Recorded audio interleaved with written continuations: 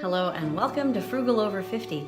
I'm Amy and I'm happy to welcome you here to my channel where I'm going to belatedly give my April cash envelope report.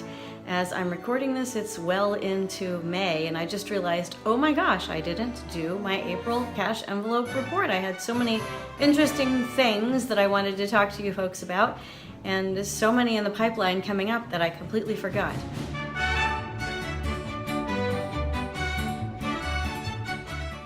I have here my little card where I'm going to read. This is why I'm wearing my glasses, doing battle with my ring light. I'm sure the glasses will lose. But I need to tell you some things about April because I felt like I had a bit of a fail. And I'm not sure if that's how I should characterize it, but it's kind of how I felt, and it's one of the reasons I delayed talking to you about April. So let me tell you. First of all, in March, I did some traveling, and I used the money that I had saved in my cash envelope for March travel. And that was wonderful. It was useful. I still went over budget a bit, but I was able to pay off that trip. Now, when I came back in April, I anticipated that I'd be able to save up for some things that were coming, insurance bills and things like that. I'm really just starting this whole idea of a cash envelope system and using that to build up, say, an emergency fund, and also looking at my side hustle, taking sort of a detailed deep dive into my finances so that I can not just have sort of a basic, really tiny emergency fund and a lot of credit cards, but I could also have a buildup of cash. But in this case, in the case of the month of April, I ended up owing over $700, over $750 for an emergency car repair.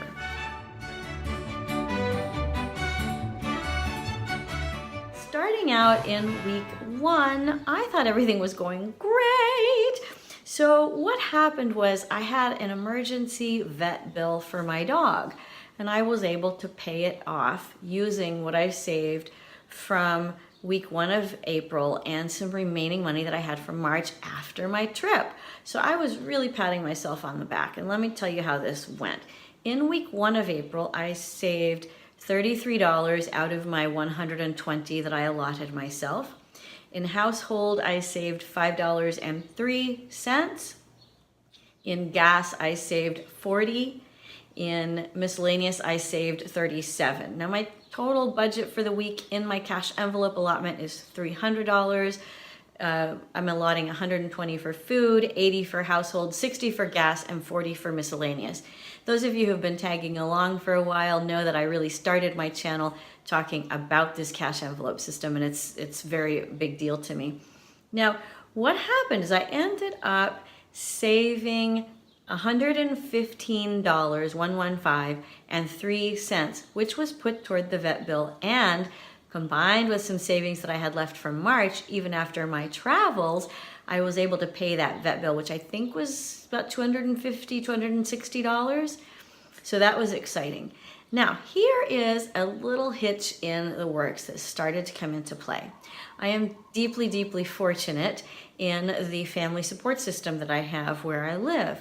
And my children's grandmother, since they were born, has been giving my family a monthly gift card to our local Safeway store. And currently that gift card runs in the amount of $200 per month. She's hugely generous.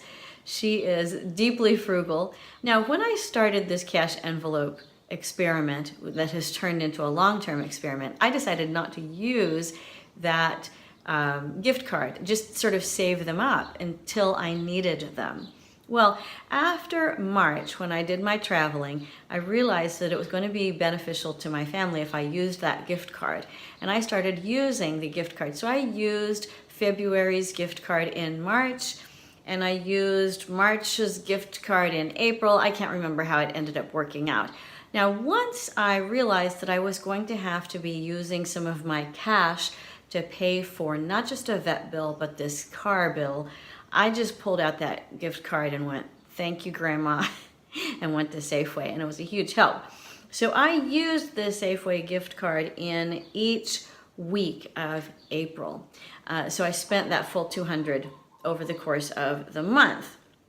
And I may have spent some of the March one, but I don't remember. I think this was a little bit of March's gift card and the April gift card.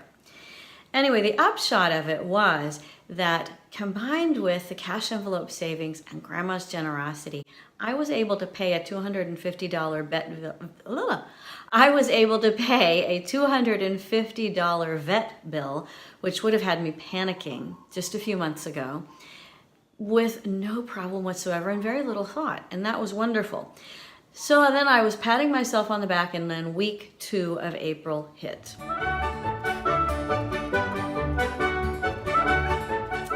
So I was driving my children home from school, and all of a sudden, the car's overheat signal goes on. I pulled into an adjacent parking lot, called the grandparents, these same Safeway helping grandparents, who came over, looked at it, and said, "We don't know what's wrong. You better get it fixed." I called the dealership where I get my car serviced, and they said, "You should have it towed. When you get that kind of light, don't try to drive it," even though it was still driving. So I paid. I had in my cash envelope, I had $85, which was the cost that it was to tow it, and had it towed, and $660 or so later, this is on top of the $85 tow, I walked out with 2 new fans, because both of the cooling fans in the engine had gone out at the same time. Ah! So that's not good. So I don't know, what's 85 plus 660, whatever that is. That's what I owed. Now the 85 was paid, and even after that, I still had in my cash envelope $18.32. That's great. So I saved that. Moving on to week 3, I was like, okay, I'm gonna be good. And yeah, I did all right. I used my Safeway gift card because I knew that was going to help. I still spent a lot of money on food. I saved $10.55 on food, $49 on household. I used the Safeway gift card for gas, so I was able to retain that whole amount of $60 that I had allotted myself for the week, and $26 for miscellaneous was saved. That's a total of $145 cash that I saved because I used my Safeway gift card. Thank you, Grandma. That $145 plus the previous week's $18.32 went to the dealership to pay for, well, went to the credit card, to pay for the car repair bill. In week 4, I gotta tell you, I started going, this is gonna take me forever to pay off. I may even incur interest on my credit card. And I used some of my miscellaneous money to go to Starbucks. And I went a couple times, and I spent probably $20. Anyway, it's not like, that bad, but I did. That's how my mindset still works. It's like, you're going into debt, go to Starbucks. What's another $20? Well, at the end of that week, using the Safeway gift card and then, going $20 to Starbucks instead of $200, I still saved $62.85. And that meant that in my cash envelope, where I am saving cash to put towards this car bill, I had $226.72 toward the car bill. Now, $85 had been paid in cash already to the tow truck company.